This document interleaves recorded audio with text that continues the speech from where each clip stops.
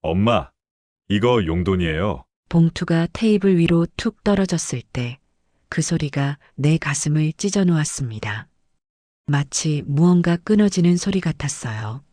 10년 동안 정성껏 쌓아온 모든 사랑과 인내가 그 짧은 순간에 무너져 내리는 느낌이었습니다. 나는 가만히 그 하얀 봉투를 바라보았습니다. 봉투 겉면에는 아무런 글자도 정성도 담겨 있지 않았어요. 어버이날이라는 표시조차 없었죠. 그저 흰 봉투, 그 안에 들어있는 5만 원권 지폐 한 장.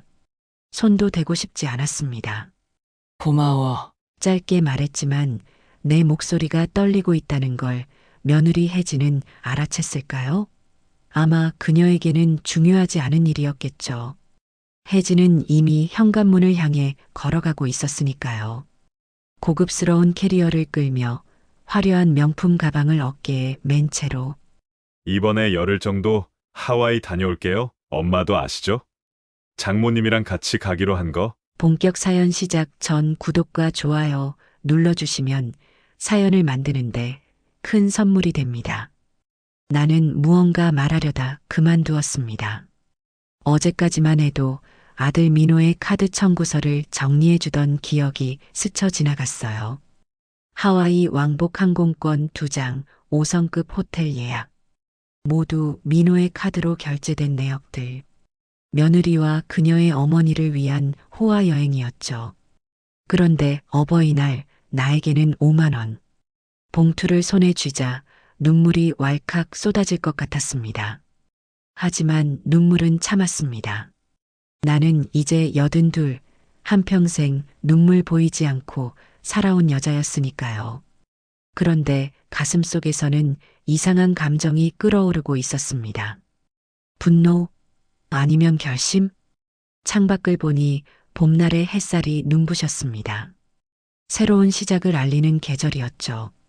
그래, 이제는 달라져야 할 때인가 보다. 나는 작은 소리로 중얼거렸습니다. 그날부터 나의 반격이 시작되었습니다. 10년 동안 꾹꾹 참아온 시어머니의 아주 통쾌한 복수가. 혜진을 처음 만난 건 10년 전 민호가 35살 때였습니다. 늦은 나이에 겨우 장가를 가는 아들을 위해 얼마나 기도했는지 모릅니다. 민호는 성실했지만 소심한 면이 있어서 여자친구를 사귀어도 늘 오래가지 못했거든요. 그러다 어느 날 환하게 웃으며 혜진이라는 여자를 데려왔습니다. 어머니, 안녕하세요. 민호 오빠한테 많은 얘기 들었어요. 첫인상은 나쁘지 않았습니다. 단정한 원피스에 예의 바른 인사, 그리고 무엇보다 민호를 바라보는 따뜻한 눈빛이 마음에 들었어요. 민호보다 7살이나 어린 28배 혜진은 피부관리실을 운영한다고 했죠. 어머니, 걱정 마세요. 제가 오빠 잘 챙길게요. 오빠가 얼마나 자상한지 아세요? 저한테 너무 잘해줘서 감동이에요. 그 말에 마음이 놓였습니다. 사실 민호는 대기업에 다니며 꽤 넉넉한 월급을 받고 있었거든요. 나이 차이가 있어서 처음엔 걱정도 했지만 혜진이 민호를 진심으로 아끼는 것 같아 안심했죠. 결혼식은 화려했습니다. 혜진의 부모님은 지방에서 작은 가게를 하신다고 했는데 웬일인지 결혼 비용의 절반을 내겠다고 고집하셨어요. 나중에 알고 보니 그 돈도 결국 민호가 빌려준 것이었습니다만 그땐 몰랐죠. 신혼집은 강남의 아파트였습니다. 민호가 대출을 크게 내서 마련한 집이었죠. 처음에 혜진은 시어머니인 나를 일주일에 한 번씩 찾아왔어요. 과일도 사오고 반찬도 함께 만들며 다정하게 지냈습니다. 민호가 행복해하는 모습에 나도 행복했어요. 하지만 그 평화는 오래가지 않았습니다. 결혼 1년쯤 지났을 때부터 혜진의 태도가 조금씩 달라지기 시작했어요. 처음에는 작은 변화였습니다. 방문 횟수가 2주에 한 번, 한 달에 한 번으로 줄어들었고 전화도 점점 뜸해졌죠. 민호에게 물어봐도 바빠서 그래요. 가게 운영하느라 힘들대요. 라며 아내를 감싸기만 했습니다. 어느 날 우연히 백화점에서 혜진을 마주쳤습니다. 평일 오후 가게가 가장 바쁠 시간이었죠. 혜진은 친구들과 함께 브런치를 즐기고 있었습니다. 테이블 위에는 명품 쇼핑백들이 가득했고 그녀의 손목에는 처음 보는 비싼 시계가 반짝였어요. 나를 발견한 혜진은 잠시 당황하는 듯 했지만 곧 태연하게 인사했습니다. 어머님, 여긴 어쩐 일로요? 오늘은 손님이 적어서 직원들에게 맡기고 잠깐 나왔어요. 그 말을 그대로 믿었다면 좋았을까요? 하지만 다음 날 민호의 지갑에서 우연히 발견한 카드 명세서에는 그날 혜진이 쇼핑한 명품 가방 금액이 찍혀 있었습니다. 민호의 카드로요. 그때부터 조금씩 눈에 들어오기 시작했습니다. 혜진의 피부관리실은 생각보다 작고 한적한 곳이었고 손님도 많지 않았어요. 그런데 혜진의 옷차림과 액세서리는 점점 더 화려해졌죠. 처음에는 민호가 잘해주는 거라 생각했습니다. 사실 그랬죠. 민호가 너무 잘해줬어요. 너무 지나치게. 결혼 3년째 민호와 혜진은 여전히 아이가 없었습니다. 혜진은 아직 사업에 집중하고 싶다며 아이 얘기만 나오면 화제를 돌렸어요. 나는 손주를 기다리는 마음이 컸지만 요즘 젊은 사람들의 선택을 존중해야 한다고 스스로를 다독였습니다. 대신 민호 부부의 집에 자주 찾아가 집안일을 도와주려 했습니다. 살림도 도와주고 반찬도 해다 주고 싶었거든요. 하지만 혜진은 그런 제 방문을 달가워하지 않았습니다. 어머님, 미리 연락 주시고 오세요. 저희도 일정이 있잖아요. 연락을 하고 방문해도 대부분 오늘은 약속이 있어요 라며 짧게 만남을 끝내곤 했습니다.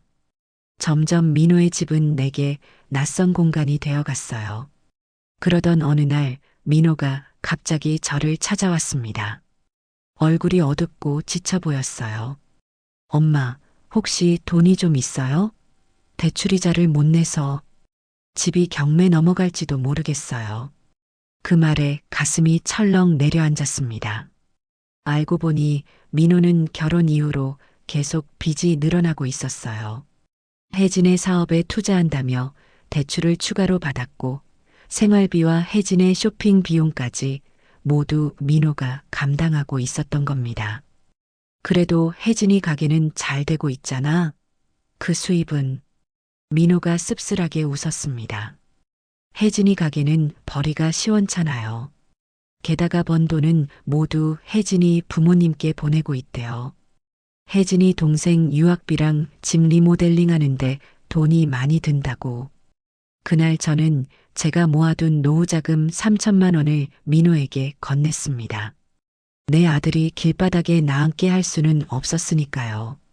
민호는 눈물을 글썽이며 돈을 받았고 꼭 갚겠다고 약속했습니다. 하지만 그 돈이 어디로 갔는지 민호는 다시 그 이야기를 꺼내지 않았어요. 그리고 얼마 후 혜진의 인스타그램에는 발리 여행 사진이 올라왔습니다. 민호는 없이 혜진과 그녀의 친구들만의 여행이었죠. 세월이 흐를수록 혜진의 태도는 노골적으로 변해갔습니다. 명절에 찾아오면 인사만 하고 방에 들어가 휴대폰만 보거나 친정에 일이 있다며 서둘러 나가버렸죠. 음식을 준비하거나 설거지를 돕는 일은 한 번도 없었습니다. 설상가상으로 민호의 태도도 변하기 시작했어요. 예전에는 어머니인 제 편이었던 아들이 이제는 모든 일에 혜진의 편을 들었습니다. 엄마, 혜진이도 나름 노력하고 있어요. 자꾸 옛날 방식만 고집하지 마세요. 민호의 그 말이 제 가슴을 찔렀습니다. 옛날 방식이라고요? 자식을 위해 희생하고 사랑하는 것이 어떻게 옛날 방식일까요? 그때부터 나는 조금씩 침묵하기 시작했습니다. 말해봐야 상처만 더 받을 뿐이었으니까요. 결혼 5년째 혜진이 임신했다는 소식을 들었습니다. 너무 기뻐서 밤새 뜨개질을 해아기 옷을 만들었어요. 손주를 생각하니 그동안의 서운함도 다 녹아내리는 것 같았습니다. 어머님, 저희가 알아서 할 테니 너무 신경 쓰지 마세요. 출산을 한 달 앞두고 혜진이 한 말이었습니다. 산후조리를 도와주겠다는 내 제안을 단칼에 거절한 거죠. 대신 친정 어머니가 와서 한 달간 도와줄 거라고 했어요. 내가 시어머니인데 내가 도와줘야지. 요즘은 달라요, 어머님. 산모가 편한 게 최우선이에요. 혜진의 단호한 말에 더 이상 뭐라 할 수 없었습니다. 그렇게 나의 첫 손주인 지호가 태어났지만 나는 병원에서 잠깐 얼굴만 보고 집으로 돌아와야 했어요. 지호가 태어난 후로도 상황은 나아지지 않았습니다. 오히려 손주를 핑계로 더 깊은 상처를 받게 되었죠. 손주를 보러 가면 지금은 자고 있어요. 예방접종 맞고 와서 컨디션이 안 좋아요. 낯을 가려서 울어요. 등의 이유로 제대로 안아보지도 못하게 했습니다. 반면 혜진의 어머니는 일주일에 서너 번씩 와서 지호를 돌봐주었고 혜진의 SNS에는 시어머니인 나는 거의 당장하지 않았지만 친정어머니와 지호의 사진은 가득했죠. 엄마, 왜 자꾸 예고 없이 오세요? 혜진이가 불편해해요. 민호의 말에 가슴이 찢어지는 것 같았습니다. 내가 언제부터 예고를 해야 하는 남이 되었나요? 그래도 손주를 보기 위해서라면 나는 그 모든 것을 참을 수 있었습니다. 하지만 지호가 3살이 되던 해 민호가 해외 지사로 발령받게 되었어요. 싱가포르로 2년간 파견 근무를 가게 된 것이죠. 민호와 혜진 그리고 지호는 싱가포르로 떠났고 나는 한국에 홀로 남겨졌습니다. 엄마, 걱정 마세요. 자주 영상통화하고 휴가 때 한국에 올게요. 민호의 약속은 지켜지지 않았습니다. 영상통화는 한 달에 한 번 정도였고 그마저도 지호의 얼굴은 잠깐 비치는 정도였어요. 한국에 휴가로 온다던 약속도 혜진이 부모님이 싱가포르로 놀러 오셔서 바빠요라는 이유로 번번이 미뤄졌죠. 그렇게 외로운 2년이 지나고 민호 가족이 돌아왔습니다. 이제 지호는 5살 할머니를 알아보지도 못하는 나이가 되어 있었어요. 할머니는 누구예요? 지호의 질문에 가슴이 아팠지만 웃음으로 덮었습니다. 다시 관계를 쌓아가면 되니까요. 그러나 혜진은 여전히 저와 지호의 만남을 꺼렸고 민호는 바쁘다는 핑계로 주말에도 집에 잘 들어오지 않았습니다. 그렇게 또 시간이 흘렀습니다. 민호의 빚은 계속 늘어났고 혜진의 사치스러운 생활은 변하지 않았어요. 민호가 승진하여 연봉이 올랐다는데 생활은 오히려 더 빠듯해진 것 같았습니다. 지호가 8살이 되던 해 우연히 민호의 휴대폰을 보게 되었습니다. 민호가 씻으러 간 사이 울리는 전화를 받아주려던 찰나였죠. 화면에 보인 메시지가 눈에 들어왔습니다. 혜진 오빠, 엄마가 제주도 펜션 분양한대. 투자금 5천만 원만 보태주면 안 될까? 내 통장엔 돈이 없어서. 그리고 그 밑에는 민호의 답장이 있었습니다. 알았어. 엄마한테 또 손 벌려볼게. 이번에도 안 된다고 하면 엄마 집이라도 담보로 대출 알아볼게. 순간 온몸에 전율이 일었습니다. 엄마 집이라니. 내가 살고 있는 평생 내 남편과 함께 모아온 이 집을 담보로 대출을 받겠다고? 그것도 혜진의 부모님 펜션 투자를 위해서? 믿을 수 없었습니다. 바로 그날 나는 민호에게 단단히 이야기했습니다. 민호야, 엄마가 지금까지 너한테 얼마나 도움을 줬는지 알지? 이제 그만 정신 차려라. 혜진이는 내 돈만 보고 있어. 민호의 얼굴이 굳었습니다. 엄마, 무슨 말씀을 그렇게 해요? 혜진이가 얼마나 가정적인 사람인데. 엄마가 혜진이를 오해하고 계신 거예요. 그리고 며칠 후 혜진이 찾아왔습니다. 생각지도 못한 방문이었기에 반가웠지만 혜진의 표정은 차가웠어요. 어머님, 오해가 있으신 것 같아서 왔어요. 제가 민호 오빠 돈을 빼먹는다고 생각하시나요? 직설적인 말에 당황했지만 마음을 단단히 먹었습니다. 혜진아, 그건 아니고. 다만 너희가 너무 무리하게 돈을 쓰는 것 같아서. 어머님, 저희 부부의 경제 문제에 왜 간섭하세요? 제가 오빠를 꼬드겨서 돈을 쓴다고 생각하시나요? 오빠가 저를 사랑해서 아끼는 건데 그게 왜 문제인가요? 말문이 막혔습니다. 혜진의 목소리는 점점 높아졌고 그녀의 눈빛은 차갑게 빛났습니다. 솔직히 말할게요. 어머님이 자꾸 저희 일에 간섭하니까 오빠도 스트레스 받아요. 오빠가 말은 못해도 많이 힘들어해요. 앞으로는 저희 문제에 끼어들지 마세요. 그날 이후 민호와 혜진은 더욱 저를 멀리했습니다. 명절에도 해외여행 예약했다며 오지 않았고 전화도 점점 뜸해졌어요. 지호의 얼굴을 보는 것은 더욱 어려워졌죠. 어버이날이나 제 생일에는 형식적인 선물과 함께 잠깐 얼굴을 비추는 정도였습니다. 그마저도 혜진은 대부분 약속이 있다며 자리를 피했고 민호도 어색하게 시간을 때우다 가곤 했어요. 그렇게 10년이라는 시간이 흘렀습니다. 그동안 나는 조용히 참고 견뎠습니다. 내가 참아야 적어도 가끔이라도 손주 얼굴을 볼 수 있으니까요. 하지만 그 인내도 한계에 다다르고 있었습니다. 그리고 마침내 올해 어버이날 혜진이 무심코 던져준 5만 원짜리 봉투가 마지막 방아쇠를 당겼습니다. 엄마, 이거 용돈이에요. 봉투를 테이블 위에 툭 던지듯 놓고 가는 혜진을 바라보며 지난 10년간의 모든 순간이 주마등처럼 스쳐 지나갔습니다. 내가 혜진에게 해준 모든 것들, 아들 내준 사랑, 그리고 그녀가 보여준 모든 냉대와 무시. 그리고 그날 밤 혜진과 그녀의 어머니가 하와이로 여행을 떠난다는 사실. 민호의 카드로 결제한 호화 여행. 그건 단순한 여행이 아니라 나에 대한 모욕이었습니다. 혜진이 현관문을 나서자마자 나는 결심했습니다. 더 이상은 안 된다고. 이제는 바꿔야 한다고. 다음 날 아침 일찍 나는 변호사 사무실을 찾았습니다. 오랫동안 가족 법률을 다루던 친구의 아들이었죠. 어머니, 무슨 일이세요? 내 집 명의를 바꾸고 싶어? 변호사는 놀란 표정을 감추지 못했습니다. 지금 사시는 집 말씀이신가요? 누구 앞으로요? 내 이름으로. 지금은 남편 이름으로 되어 있는데 내 이름으로 바꾸고 싶어. 남편이 세상을 떠난 지 8년이 되었지만 집 명의는 여전히 남편 앞으로 되어 있었습니다.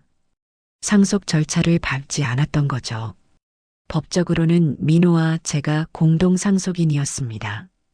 그리고 내 재산에 대한 유언장도 작성하고 싶어.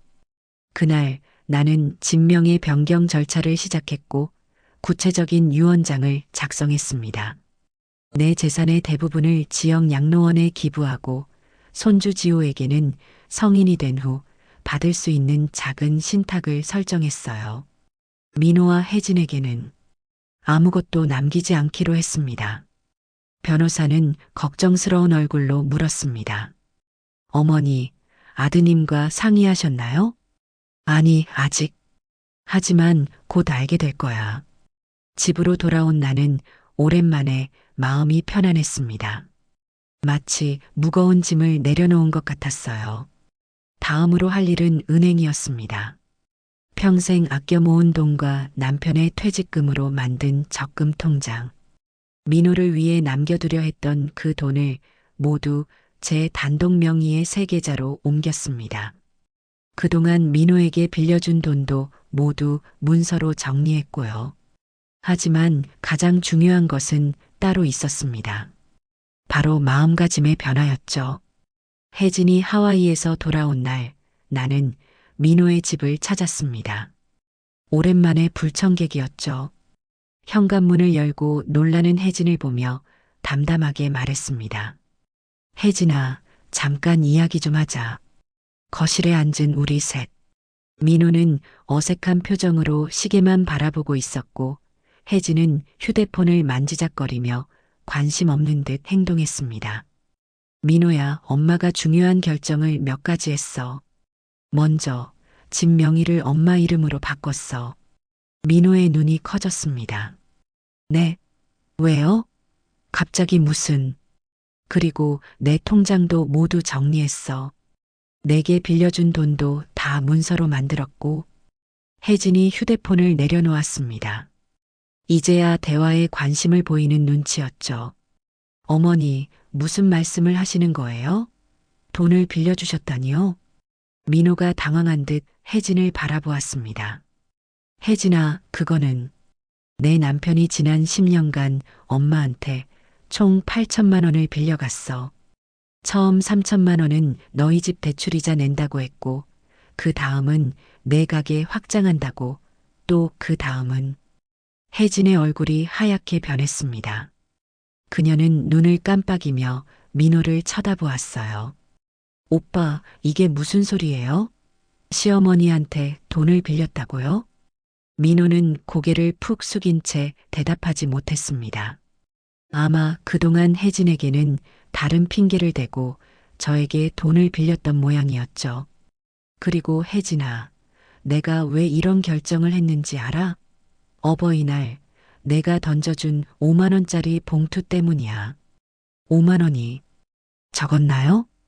혜진의 뻔뻔한 질문에 웃음이 나왔습니다.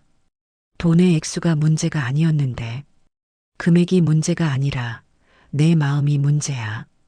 그 봉투를 던지듯 주고 바로 내 아들 카드로 결제한 하와이 여행을 떠난 내 태도가 문제지. 혜진이 입술을 깨물었습니다. 그리고 곧 반격해왔죠. 어머니, 저희 부부의 경제 문제를 왜 자꾸 들쑤시는 거예요? 오빠가 저한테 베푸는 건 오빠 마음이에요. 그리고 하와이 여행은 제 어머니와 함께 간 거라. 그래, 내 친정 어머니와 함께 간 여행. 내 아들 돈으로. 어버이날의 시어머니인 나한테는 5만 원을 던지듯 주고, 말을 하는 내내 이상하게 마음이 편안했습니다. 10년 동안 꾹꾹 참았던 말들이 물 흐르듯 자연스럽게 나왔어요. 민호야, 엄마가 너에게 화내러 온 게 아니야. 다만 이제는 내 삶을 살려고 해. 너희가 엄마를 어떻게 대하든 더 이상 상관하지 않을 거야. 대신 내 재산도 내 맘대로 할 거고. 민호가 겨우 입을 열었습니다. 엄마, 제가 잘못했어요. 다 갚을게요. 그동안 빌린 돈. 돈 얘기하는 게 아니야. 내가 어떻게 엄마를 대했는지, 그리고 내 아내가 어떻게 나를 대했는지, 그게 중요한 거야. 서글픈 미소를 지으며 일어섰습니다. 그리고 혜진아, 한 가지만 더 말할게. 내가 가진 것이 없어 보여도 내 아들을 내게 주었어. 내 전부였던 아들을. 그게 얼마나 큰 선물인지 넌 평생 모를 거야. 민호의 눈에 눈물이 고였습니다. 혜진은 여전히 차갑게 저를 바라보고 있었죠. 이제 난 내 인생을 살 거야. 너희가 찾아오든 말든 상관하지 않을 거고, 앞으로는 나한테 돈 빌리러 오지도 마. 현관문을 나서는 순간 등 뒤에서 민호의 흐느끼는 소리가 들려왔습니다. 하지만 돌아보지 않았어요. 이제는 정말 내 인생을 살 시간이었으니까요. 그날 이후로 3개월이 지났습니다. 민호는 몇 번이나 전화를 걸어왔지만 나는 받지 않았어요. 문자도 읽지 않았습니다. 마음을 단단히 먹었거든요. 대신 나는 오랫동안 미뤄왔던 일들을 하기 시작했습니다. 동창회에 나가고 동네 요가 교실에 등록했어요. 작은 텃밭도 가꾸기 시작했고 평생 꿈꿔왔던 제주도 여행도 다녀왔습니다. 물론 혼자서요. 어느 날 저녁 초인종이 울렸습니다. 문을 열자 예상치 못한 손님이 서 있었어요. 바로 손주 지호였습니다. 할머니, 12살이 된 지호는 훌쩍 자라 있었습니다. 뒤에는 민호가 어색하게 서 있었고요. 저기, 지호가 할머니 보고 싶다고 해서 민호의 말에 지호가 고개를 끄덕였습니다. 할머니, 저 케이크 만들었어요. 할머니랑 같이 먹고 싶어요. 지호의 손에는 조그마한 상자가 들려 있었습니다. 듬성듬성 크림이 발려진 아마도 직접 만든 것 같은 케이크였어요. 순간 가슴이 뭉클해졌습니다. 이런 날이 올 줄은 몰랐거든요. 들어오렴. 지호는 해맑게 웃으며 안으로 들어왔고 민호는 머뭇거리다 함께 들어왔습니다. 거실에 앉아 케이크를 먹으며 지호는 학교 이야기를 신나게 들려주었어요. 그동안 내가 놓친 모든 순간들을 한꺼번에 듣는 기분이었습니다. 민호는 조용히 앉아 우리의 대화를 지켜보았어요. 그의 눈에는 후회와 미안함이 가득했습니다. 지호가 화장실에 간 사이 민호가 조심스레 입을 열었습니다. 엄마, 정말 죄송해요. 그동안 손을 들어 그의 말을 막았습니다. 지금은 말하지 마. 내가 무슨 말을 해도 지난 시간은 돌아오지 않아. 민호의 눈빛이 슬프게 변했습니다. 다만 지호는 언제든 할머니를 만나러 올 수 있어. 너와 혜진이 어떤 선택을 하든 지호는 내 손주니까. 민호가 고개를 끄덕였습니다. 그리고 잠시 후 그가 조용히 말했어요. 저 이혼 준비 중이에요. 놀라움을 감출 수 없었습니다. 왜? 엄마 말씀이 맞았어요. 혜진이는 제 돈만 보고 있었나 봐요. 엄마가 더 이상 돈을 안 빌려주시고 재산 정리하셨다는 걸 알고 나서부터 태도가 완전히 달라졌어요. 그리고 얼마 전에 알게 됐는데 혜진이가 다른 남자를 만나고 있었어요. 가슴이 아팠습니다. 아들이 상처받았다는 사실에. 그래도 지호가 있잖아. 네, 지호는 제가 키울 거예요. 혜진이는 친권 포기한대요. 애 키울 시간 없다면서. 민호의 눈에 눈물이 맺혔습니다. 순간 손을 뻗어 그의 머리를 쓰다듬고 싶었지만 참았습니다. 아직은 때가 아니었으니까요. 시간이 필요해, 민호야. 너도 나도. 그날 이후로 지호는 주말마다 저를 찾아왔습니다. 가끔은 민호와 함께, 가끔은 혼자서요. 민호와 혜진의 이혼 소송은 진행 중이었고, 민호는 점점 예전의 모습을 찾아가고 있었습니다. 어느 날 지호가 학교에서 만든 가족 그림을 보여주었어요. 할머니, 여기 할머니도 있어요. 그림 속에는 민호와 지호, 그리고 저까지 세 사람이 손을 잡고 있었습니다. 혜진은 없었죠. 할머니, 아빠가 그러는데 우리 곧 이사한대요. 할머니 집 근처로요. 깜짝 놀랐습니다. 정말? 네. 그래서 저도 할머니랑 더 자주 볼 수 있대요. 가슴이 따뜻해지는 느낌이었습니다. 오랜 시간 기다려온 순간이 드디어 찾아온 것 같았어요. 1년이 지났습니다. 민호와 혜진은 이혼했고 민호와 지호는 정말로 제 집 근처로 이사 왔어요. 덕분에 거의 매일 지호를 볼 수 있게 되었죠. 민호도 많이 달라졌습니다. 전에는 눈치만 보던 소심한 아들이 이제는 당당하게 자신의 생각을 말하는 어른이 되었어요. 빚도 열심히 갚아나가고 있었고 주말이면 지호와 함께 저를 찾아와 집안일을 도와주곤 했습니다. 어느 날 민호가 조심스럽게 물었어요.